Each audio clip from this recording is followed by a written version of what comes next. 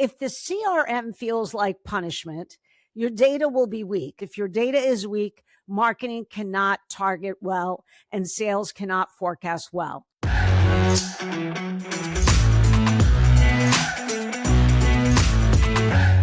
Welcome to Pass the Pitch. Here we are today at episode 3 of our 6-part series with Leslie Vickrey. We are going to be talking about removing friction in the middle of the deal.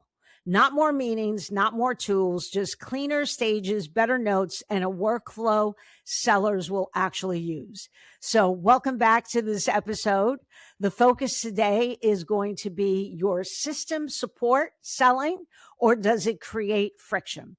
If the CRM feels like punishment, your data will be weak. And I could speak firsthand because I always struggled in maintaining the CRM, but it's so critical and so important because if your data is weak, marketing cannot target well and sales cannot forecast well. Leslie, your thoughts?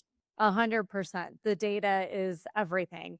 And Anna, this has been something we have talked about for so many years together, you and I, at the start of our careers to today, still as we're consulting with and partnering with companies. Data is everything.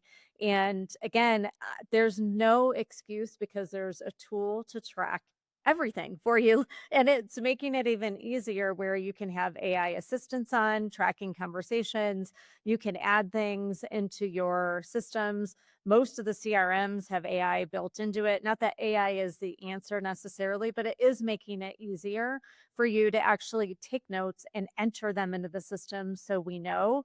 And then within the system, having it be able to pull key triggers that will help us identify, when we should be reaching out to different contacts and so forth. So if you're questioning, I'm not getting certain things, or I'm having a hard time closing this or staying in front of that person, then I would argue you're probably not in partnership with marketing and probably not putting in the right data that marketing needs to help you be successful. Right. I mean, excellent point. I think a lot of times when we talk about the real problem is friction, right? So when you look at the CRM, every required field must earn its place.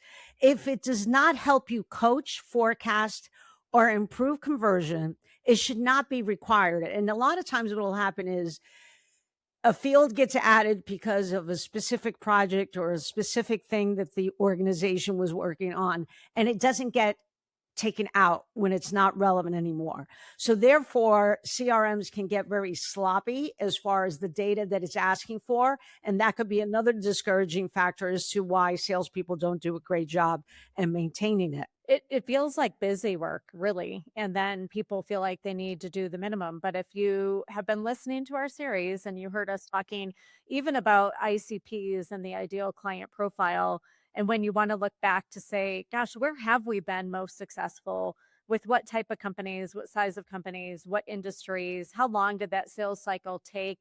What were those average deal sizes? If we lost, why did we lose? What were the reasons behind that? You cannot answer those questions with pure fact and data if you haven't entered it into the system. So it's really important to enter the data in so you can get that data out. Excellent, excellent. So let me share a little bit, a little story. I recently worked with a team that had exceptional dashboards with a ton of activity, but they were still missing their targets, right? So the stages that they were tracking were meaningless.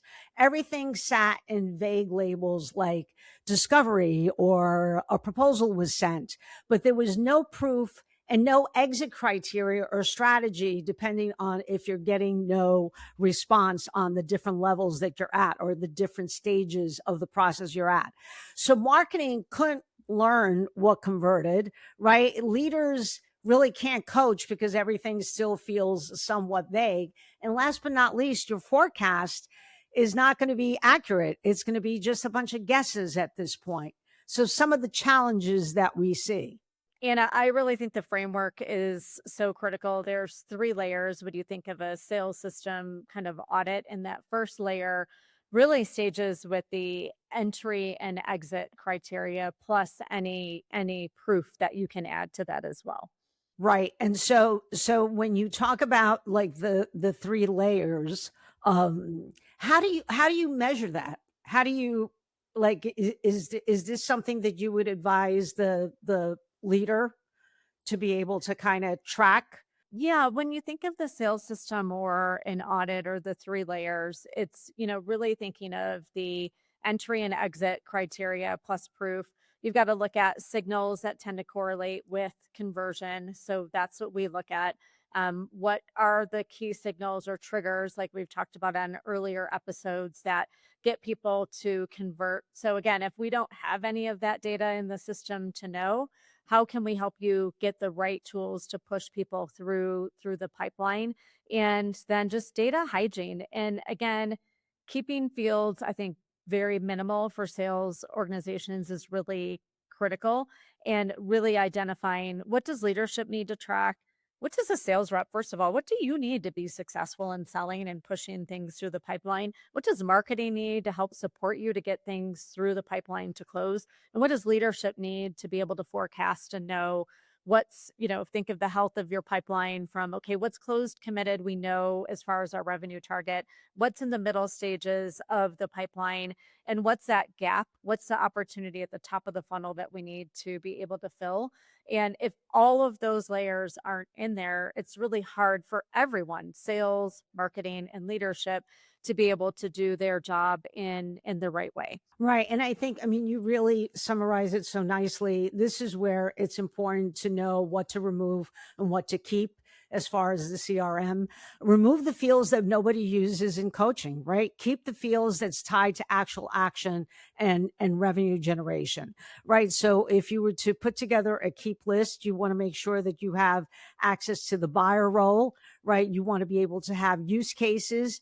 You want to stage with exit criteria. So if you go through the 5 sales cycles, discovery and, proposals being sent, if you're negotiating, you want to have exit criteria associated with that and what the next steps are, right? And associated with the next steps and any campaigns that you are currently running or looking to run across a particular ICP, for example.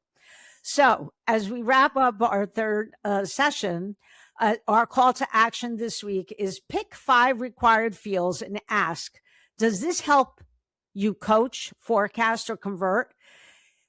If not, then simplify, get rid of them.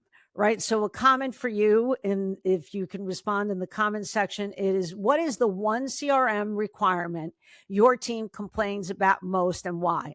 I probably could list a dozen, but thank you so much, Leslie, for being on the podcast. Thank you for having me, Anna.